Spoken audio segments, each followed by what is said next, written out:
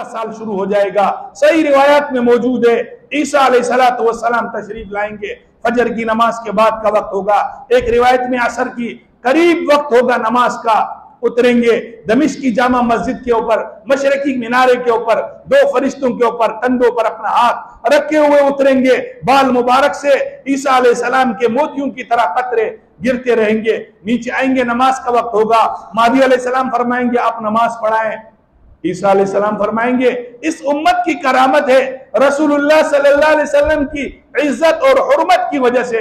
ईसा अलैहिस्सलाम फरमाएंगे, मुस्लिम शरीफ की रिवायत है, फरमाएगा ईसा अलैहिस्सलाम वो इमामुकुम मिनकुम, इमाम तुम्हारा ही होगा, मैं तो तुम्हारे पीछे आकर नमाज पढ़ने के लिए आया हूं और मेरा मकसद दज्जाल को कत्ल करना है। महदी अलैहिस्सलाम इस उम्मत का एक शख्स नमाज पढ़ाएगा, ईसा अलैहिस्सलाम ईसाइयों का नबी, आखिरी नबी, हमारा भी उस पर ईमान, ईसा अलैहिस्सलाम वो तशरीफ लाएंगे और वो महदी अलैहिस्सलाम के पीछे नमाज पढ़ेंगे। उसके बाद 7वां साल शुरू हो जाएगा, 8वां साल शुरू हो जाएगा, इतनी बरकतें हो जाएगी जमीन में कि एक अनार पूरे घर को काफी हो जाएगा।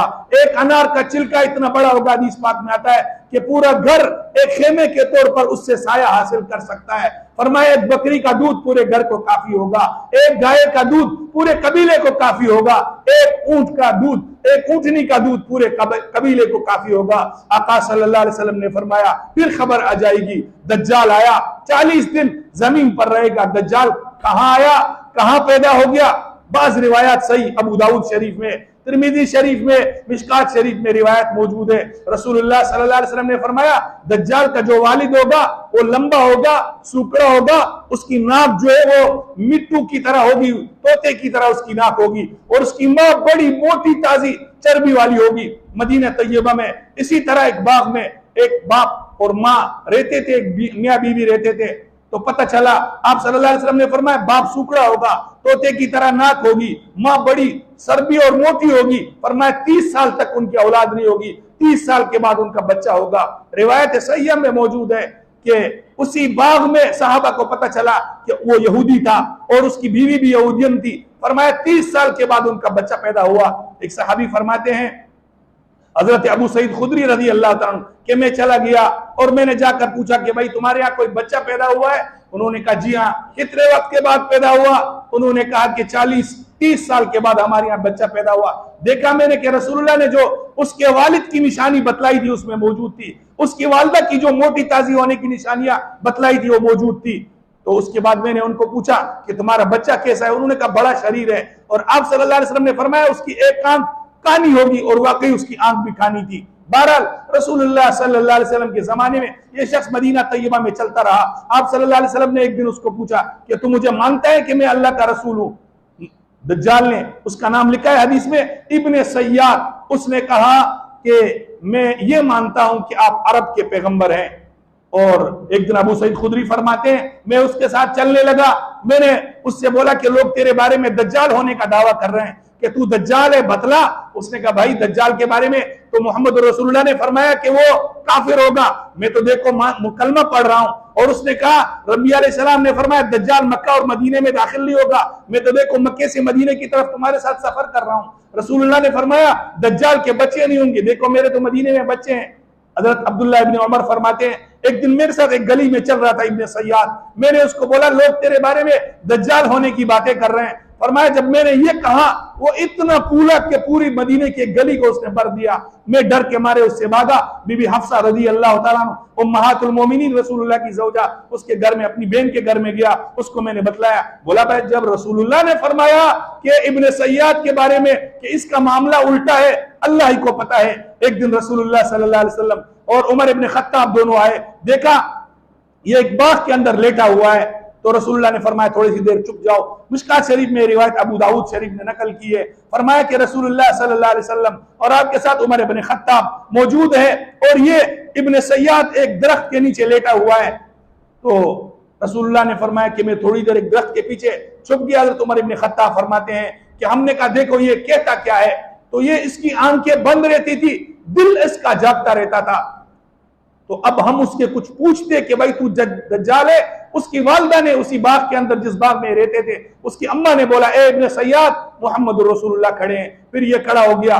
रसूलुल्लाह ने उसको बोला, बतला तू ए इब्ने सय्याद क्या देख रहा है? उसने कहा, मैं दूर दरिया समंदर के अंदर एक बहुत बड़ा तख्त देख रहा हूं। रसूलुल्लाह ने फरमाया, ये शैतान का तख्त है। फिर रसूलुल्लाह ने पूछा, बतला तू जब सोता है तेरी कैफियत क्या है? उसने कहा, मेरी आंखें तो बंद होती है, मेरा दिल जाग रहा होता है।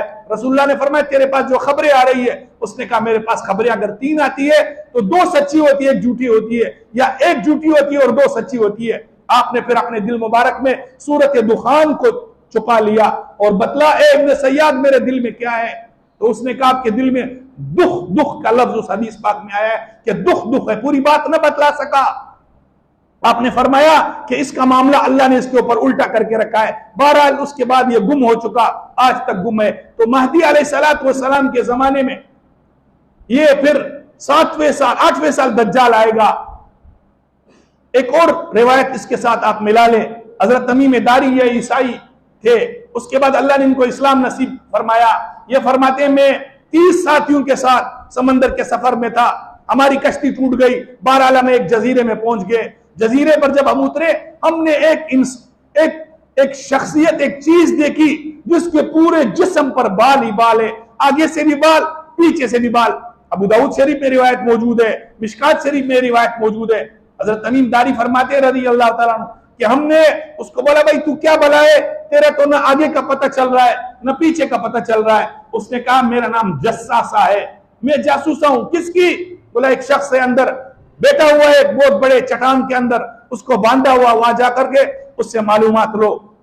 हजरत तमीम दारी फरमाते, हम 30 साथी थे, हम चले गए, एक बहुत बड़ा गार है और उसमें एक शख्स है जिसकी एक आंख है और उसको जंजीरों से हाथों और पैरों समेत उसको मुकम्मल और मजबूत किस्म के जंजीरों से बांधा गया है। उसने जब हमें देखा, एक जंप लगाई, हम डर गए। बोला, कहां से आए हो? हमने कहा, हम अरब से आए। उसने कहा, हिजाज से आए हो? बोला, हाँ हिजाज से आए।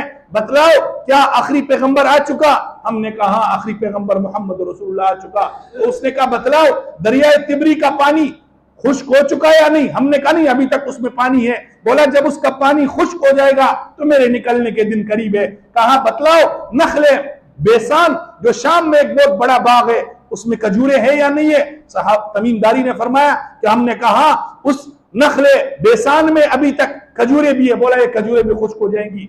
अभी उलमा ने लिखा है, कराची के एक बहुत बड़े आलिम है, उसने लिखा है एक किताब, बहरहाल उस पर पाबंदी है, दज्जाल क्यों, क्या और कब के नाम से। उसमें लिखा है कि दरिया तिबरी भी खुश्क हो चुका और नखले बेसान की खजूरें भी खत्म हो चुकी। बहरहाल उसके बाद ये वहां से ये हजरत तमीम दारी तशरीफ लाए और रसूलुल्लाह को पूरा वाकया सुनाया। आपने तमाम सहाबा को जमा करके फरमाया, भाई हजरत तमीम दारी की बातें सुन लो। हजरत तमीम दारी ने पूरा वाकया बतलाया कि इस तरह हम मिल करके आए तो रसूलुल्लाह